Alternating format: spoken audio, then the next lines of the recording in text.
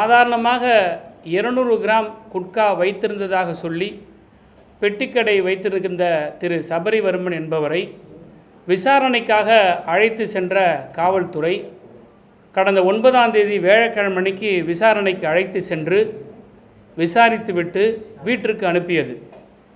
10ஆம் தேதி அன்று அந்த சபரிவர்மனுடைய அலைபேசியை வாங்கிட்டு போக சொன்ன காவல்துறை அதை பெறுவதற்காக காவல் நிலையத்திற்கு சென்ற சபரிவர்மனை கைது செய்வதாக சொல்லி பிறகு சபரிவர்மன் வீட்டுக்கு அவருக்கு உண்டான உடைகளை எடுத்து செல்லுகிற போது குடும்பத்தாரிடம் என்னை காவல்துறை கைது செய்திருக்கிறது என்று சொல்லிவிட்டு சென்றார்.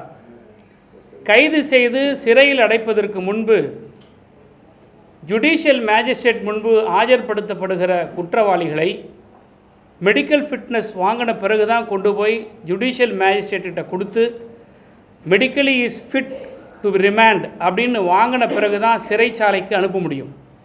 அப்படி மெடிக்கலி ஃபிட் என்கின்ற சர்டிஃபிகேட்டை வாங்கிய பிறகு 9ஆம் தேதி அன்னைக்கு சிறைச்சாலைக்கு அனுப்பப்பட்ட சபரிவர்மனை 10ஆம் தேதி வெள்ளிக்கிழமை அந்த குடும்பத்தினர் சிறைச்சாலையில் சென்று சந்திக்கிறார்கள்.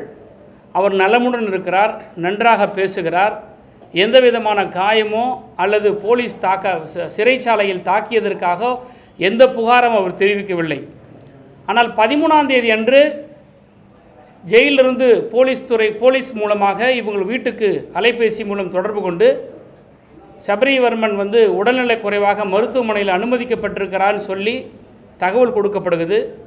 அதன் பிறகு மருத்துவமனைக்கு போன இந்த குடும்பத்தார் அவரை பார்க்குறதுக்கு அனுமதி கேட்டால் கொடுக்கல. ரொம்ப நேரம் போராட்டத்துக்கு பிறகு மார்ச்சில் இருக்கிறதா சொன்னபோது அந்த குடும்பம் அதிர்ச்சிக்குள்ளாகிறது. அதன் பிறகு இவர் இறந்து விட்டார் என்ற செய்தியே அதன் பிறகு தான் இவர்களுக்கு தெரிகிறது. 10ஆம் தேதி நல்லா இருந்த அந்த சபரிவர்மன் 13ஆம் தேதி மரணம் அடைந்ததாக காவல்துறை தெரிவித்த பிறகு நேற்றைக்கும் இன்றைக்கும் அந்த இடத்துல மிகப்பெரிய ஒரு போராட்டம் இந்த குடும்பத்தால் நடத்தப்பட்டு வருகிறது.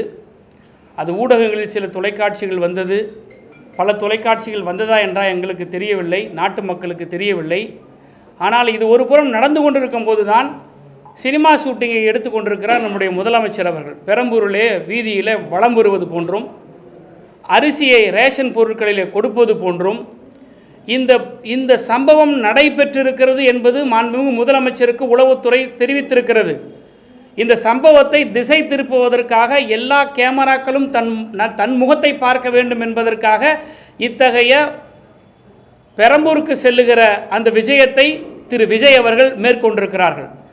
நாங்கள் ஆரம்பத்திலிருந்து திராவிட முன்னேற்ற கழகம் சொல்லுவதெல்லாம் டைவர்டிக் பாலிடிக்ஸை மட்டும்தான் இந்த அரசு செய்து கொண்டிருக்கிறது. 200 கிராம் குட்கா வைத்திருந்த ஒரு மாற்றுத்திறனாளிகளை அடித்து கொலை செய்திருக்கிறது இந்த காவல்துறை.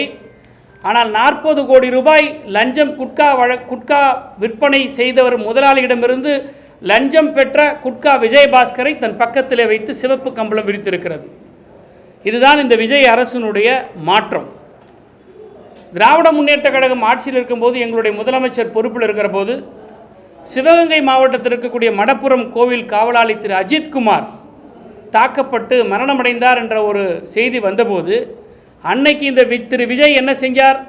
மேடை போட்டு பேசினார், அந்த குடும்பத்தாரை மேடையில் ஏற்றினார். எங்களுடைய அன்றைக்கு முதலமைச்சராக இருந்த நம்முடைய திராவிட முன்னேற்ற கழக தலைவர் நடந்த சம்பவத்திற்கு பொறுப்பேற்று அந்த குடும்பத்தாரிடம் மன்னிப்பு கேட்டார்.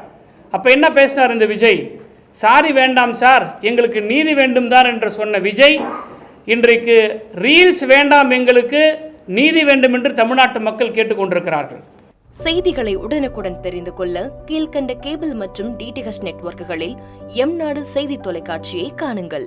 பாதகம் செய்பவரை கண்டால் நாம் பயம் கொள்ளலாகாது பாப்பா. மோதி மிதித்து விடு பாப்பா, அவர் முகத்தில் உமிழ்ந்து விடு பாப்பா. அண்மை செய்திகளை உடனுக்குடன் தெரிந்து கொள்ள இணைந்திருங்கள் எம்நாடு தொலைக்காட்சியுடன்.